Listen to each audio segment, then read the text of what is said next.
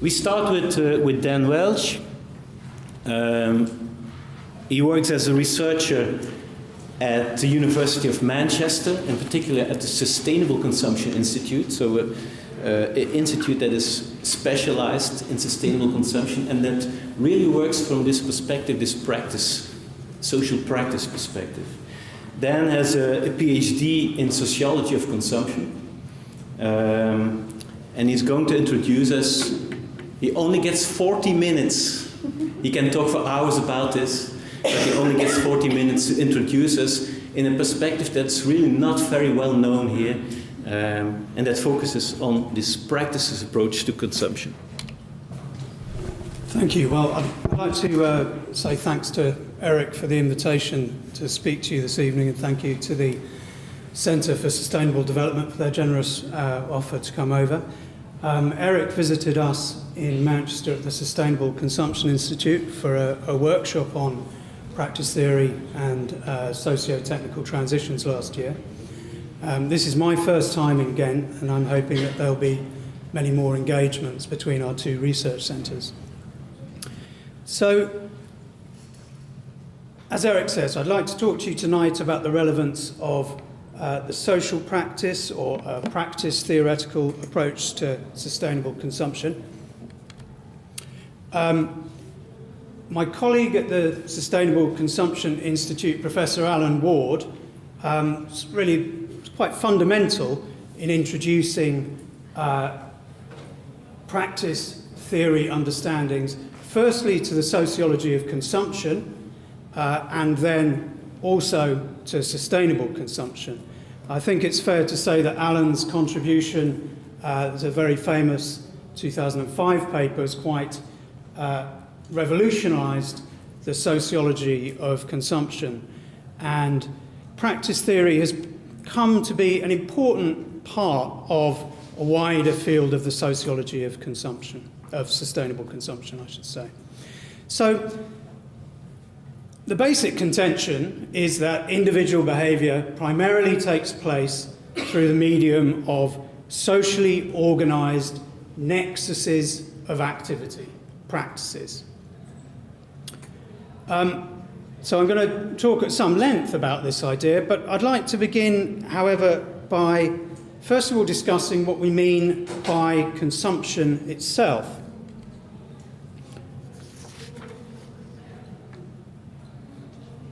So I'm going to begin with the two most influential social scientific critiques of consumption.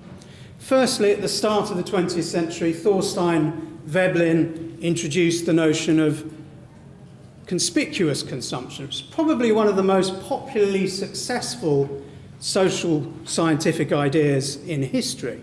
And it's an idea that's become central to our understandings of consumption. The idea that consumption is about the symbolic use of goods in order to display status.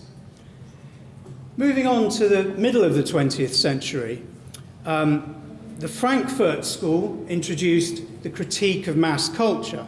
So Horkheimer and Adorno famously offered a critique of how mass production had led to mass consumption, leading to a culture industry, that's to say cinema, advertising and so on, which commodified and debased genuine culture in their view, producing a mass culture suitable for the masses in order to buy them off from the banality of everyday life and to distract them from the exploitation under which they lived.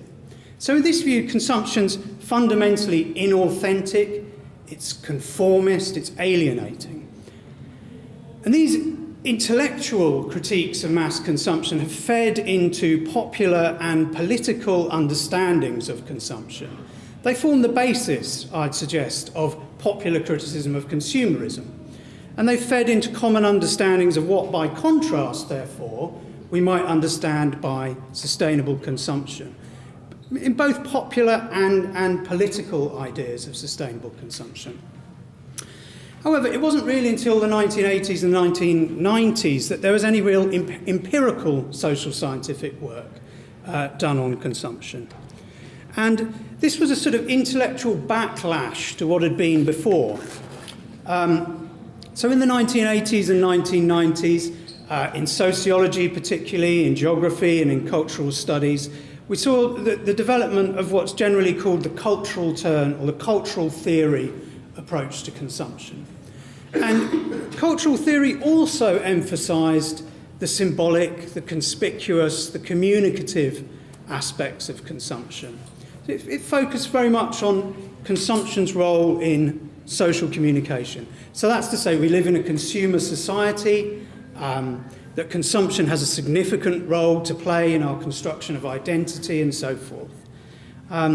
So the emphasis here was on the aesthetic, on the symbolic, on the emotional, rather than on how we use things in our everyday life to accomplish everyday tasks, the utilitarian. So you can see that it shares a lot in common with the earlier critiques of consumption, but it kind of turns things around into a much more positive view. It emphasises how consumption is used creatively to create new identities, how it's used for pleasure, for self-expression and so on. And not necessarily to display status or competitively, but to create identity, to create lifestyle in a consumer culture where many of the older forms of identity, rigid class hierarchy, gender, perhaps work identities, have become less important. So this cultural theory understanding of consumption, again, this has become widely popularised.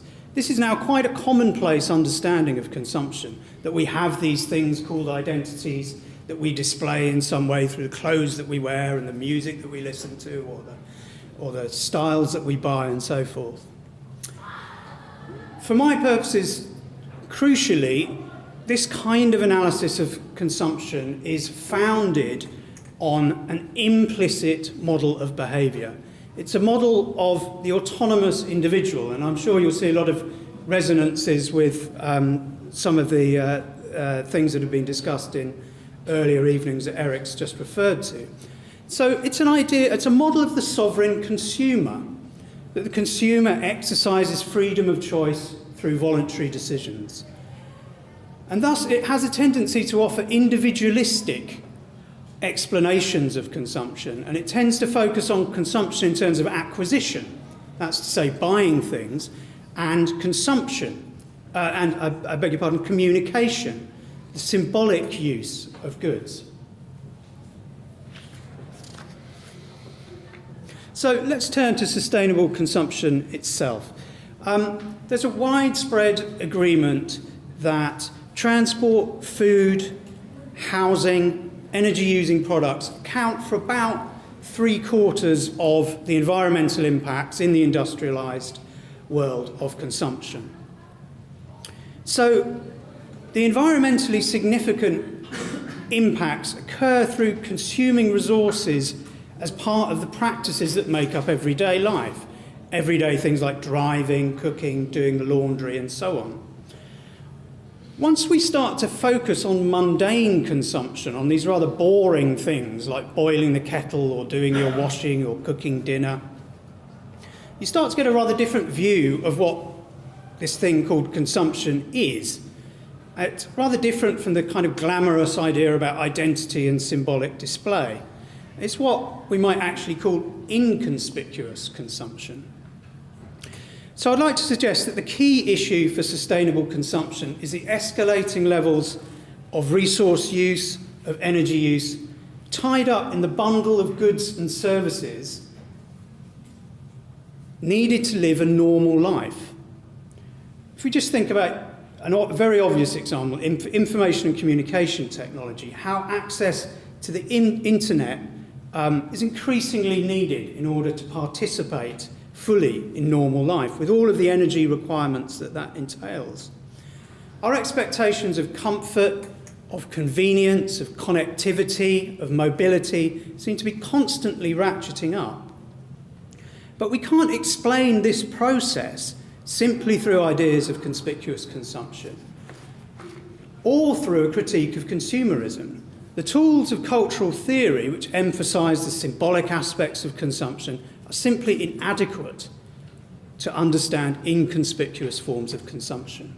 So if theories are alternative lenses on the world that throw into light or draw focus to different characteristics of the world, we need different theoretical resources that shift attention away from the consumer to the process of consumption and towards the socio-technical organisation and the socio-economic organisation of consumption.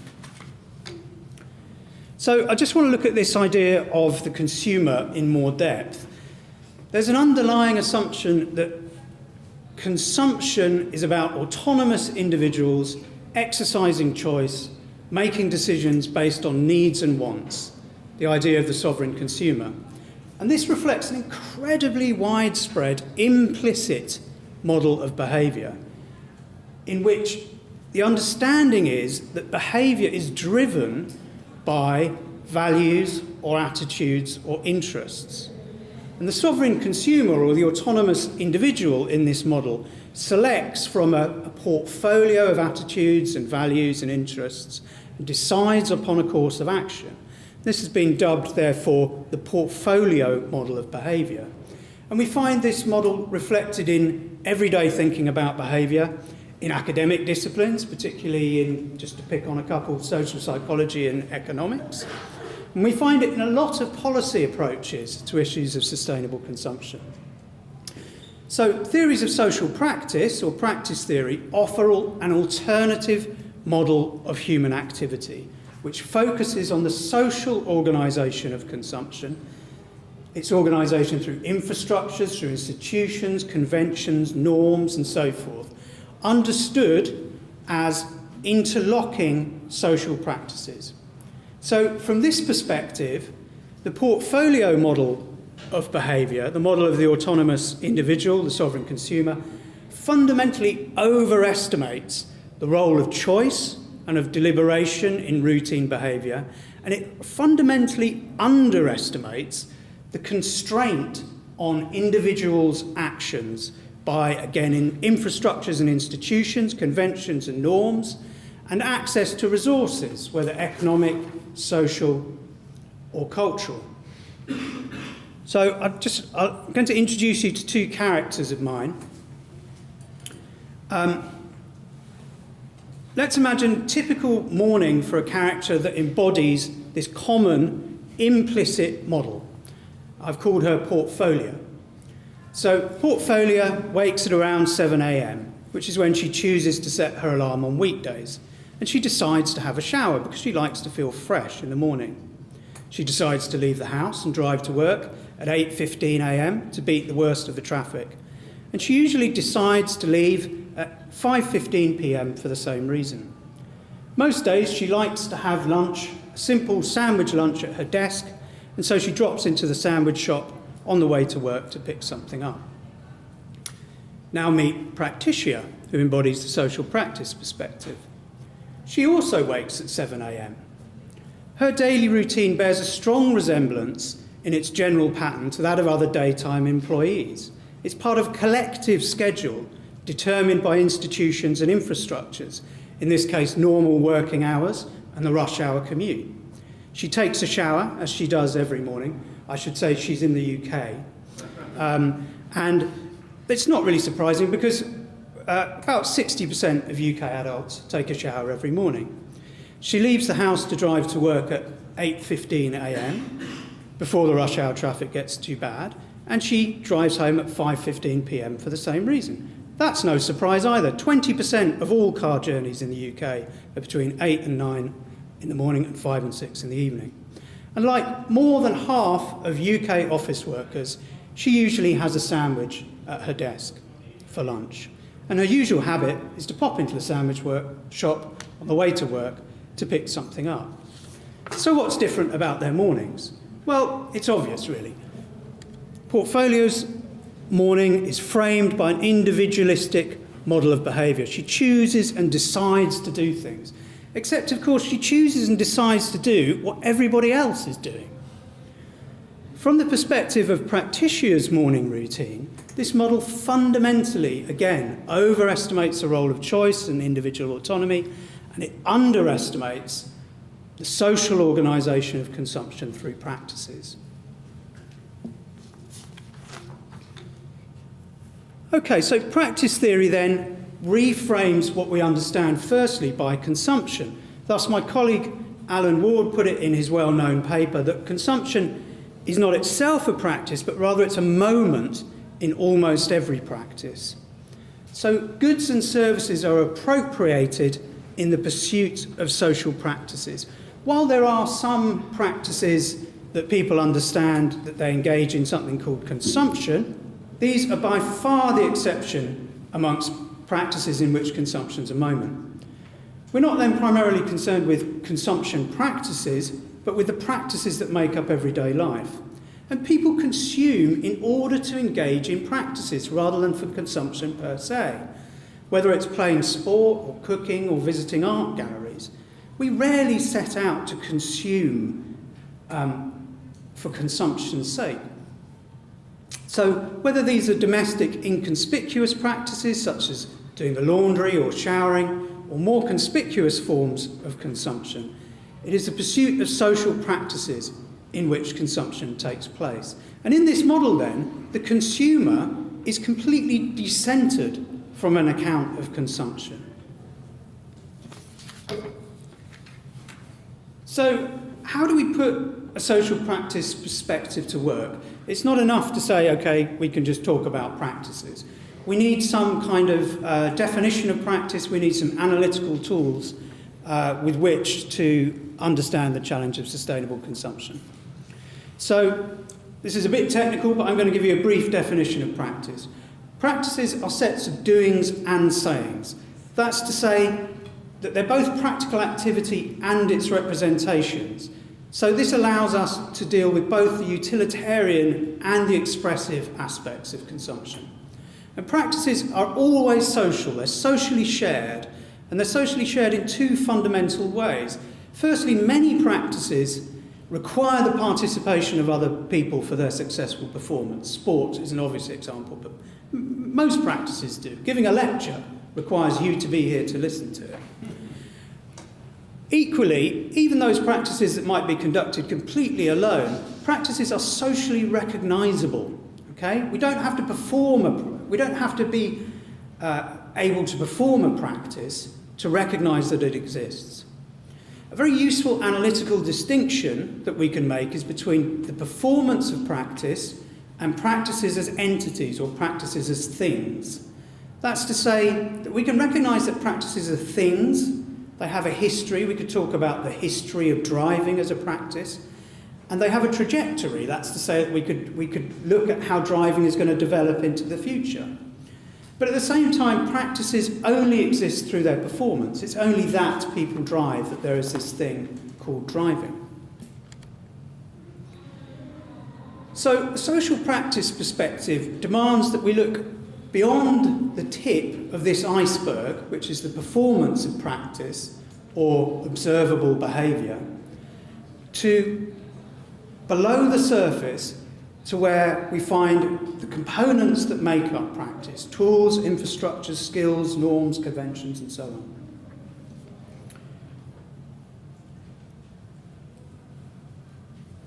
Okay. So those components come together in the performance of practice, but they all have their own histories themselves. So I'm going to be very brief on this. These slides are kind of for people to look at if they want to look at the website. There's a rather bewildering array of components of practice, and one of the most productive aspects, I suggest, of practice theory is to begin to break them down into different types of components. So if we take this particular model, there are others, and think about the example of driving. Learning to drive is fundamentally about the development of embodied know-how. Anybody that's learnt to drive knows that the point at which you can really drive properly is the point at which you don't think about what you're doing. So embodied know-how, practical understanding, is fundamental to practice, and that's very important because it draws our attention to how practices are not fully conscious. It draws us away, therefore, from sort of rational choice towards an idea of routine and the habitual. The other thing, of course, that you learn when you learn to drive is you learn the actual rules of the road. You learn the symbols of road signs and speed limits and so on. You also learn more informal conventions like flashing your headlights to thank somebody at a crossing. But driving also involves engagements or orientations. That might be convenience or autonomy, perhaps, and these engagements are crucially tied up with very general understandings that circulate through many practices. So that might be, in the case of driving, that might be a general understanding of freedom, or perhaps something to do with the understandings of masculinity for a lot of men in the way that they drive. So we could ask, is the engagement of the practice of driving as autonomy tied to a general understanding of freedom, aspects of masculinity? Is that a problem for sustainability? It kind of clearly is. So the identification of components of practice, how they're coordinated, what their histories are, their dynamics, how they come together, becomes a core task for analysis. And finally, note the fundamental importance of materials. Without the cars, without roads, without the energy infrastructure, driving's impossible. So practices always take place, fundamentally take place, within material arrangements, infrastructures, and so on. So I've outlined some of the analytical tools that practice theory provides, and apologies if that's overly theoretical, but it is practice theory after all. So I'd like to return to how a practice approach reframes the research agenda for sustainable consumption. For sustainable consumption, the moments of consumption within practice can also be understood in terms of the resources and energy which are embodied in that moment of consumption. The social practice perspective fundamentally reframes the question away from how do we change individual values and attitudes and behaviours to how do we change practices and the performance of practice to make them more sustainable. And this shifts attention from individuals' values and attitudes, which are assumed to drive behaviour, to the organisation of social practices, and crucially the effects of how practices interlock for the use of energy and resources. So, to quote Elizabeth Shove, what counts is the big and in some cases global swings of ordinary, routinized, taken for granted practice, processes underpinning the normalization of consumption and the escalation of demand. So escalating levels of demand, escalating environmental costs of consumption are an outcome of the interdependence or the co-evolution, if you like, of social practices on the one hand and technologies and infrastructures on the other. Technological innovation is clearly part of the story of transition towards sustainability, but all too often it's framed in terms of a technological fix. That's to say, it fundamentally misunderstands how social change and technological change mutually condition one another. For example, we've seen in Europe a success of sustainability policies being the energy efficiency, increasing energy efficiency of goods like refrigerators and washing machines and so on. But improved refrigeration technology may simply lead to the use of increased refrigeration space at the same cost. And we can see that actually in the current trend for giant American-style refrigerators. So efficiencies, good in themselves, spur innovations in products and services and the creation of whole new industries, as is self-evident from computing and mobile digital technologies. Increased efficiencies, therefore, might actually inadvertently naturalise expectations such as mobile phone use, internet use, whatever, that drive the environmental impact of consumption. So I want to briefly consider one of these global swings of taken for granted practice that's led to escalating environmental impacts.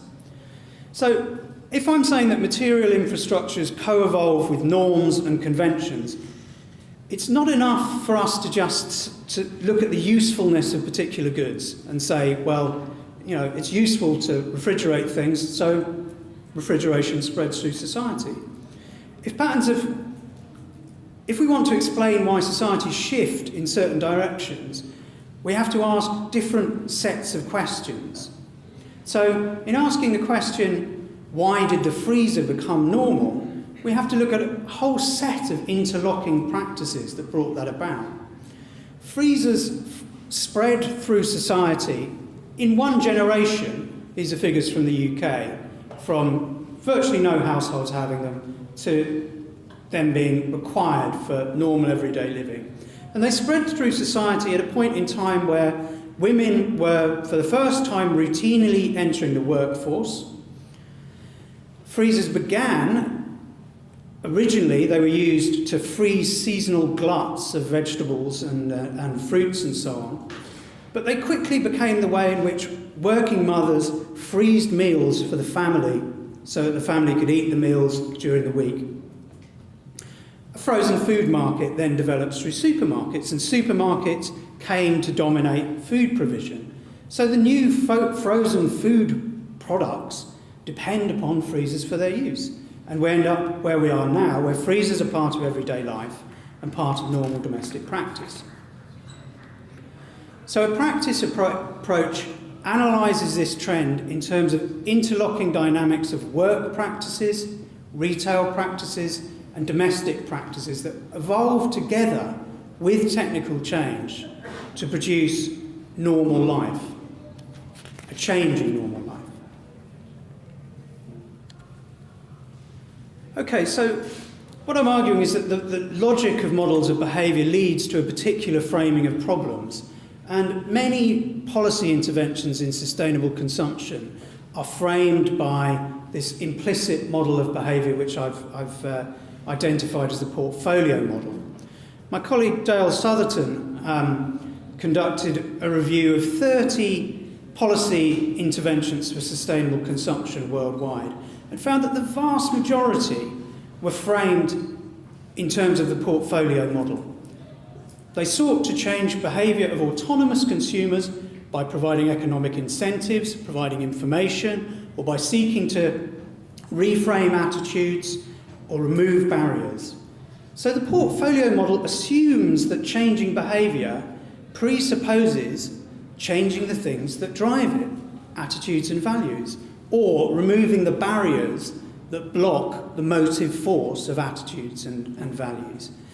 And so for this standard view, the gap between values and actions, the value-action gap, or the attitude-behaviour gap, as it's commonly referred to in sustainability literature, appears to be mysterious.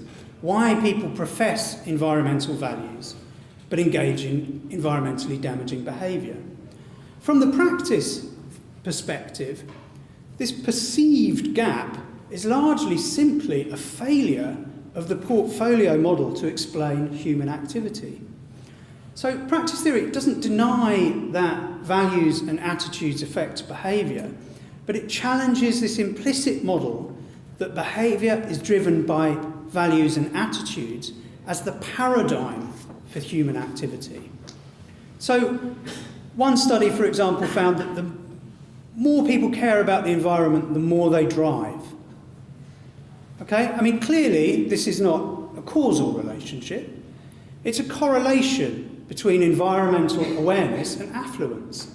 And the bundle of practices through which people live normal, affluent lifestyles involve higher levels of personal mobility. So firstly, practice theory recognises the contextual constraints on individuals' autonomous action. So even where it's possible to assert individual choice, those choices tell us very, very little about the overall social and cultural organisation of consumption, which is their background, the background of which those choices are made. So if you take the example of vegetarianism, perhaps the classic example of choice, deciding to do something. I'm not criticising vegetarianism, I'm a vegetarian myself. 5% of UK adults report being vegetarian or vegan. But the fact that 95% of UK adults do eat meat can't be seen as a matter of isolated individual discretion. Most people in the UK have a shared understanding or a cultural convention that a proper meal contains meat, vegetables and carbohydrates. Secondly, then, practice theory, as I've said, emphasises the routine and the habitual over conscious reflection and deliberation.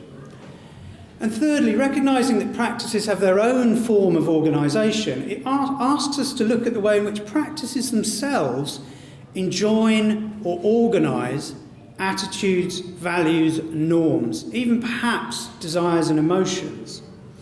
So thus, environmentally motivated individuals commonly find themselves engaging in suites of environmentally friendly activity, as well as deeply unsustainable activities, largely due either to constraints imposed by particular infrastructures, particular ways that they can access provision, but also because of the difficulty of prioritising the engagement of sustainability within particular practices.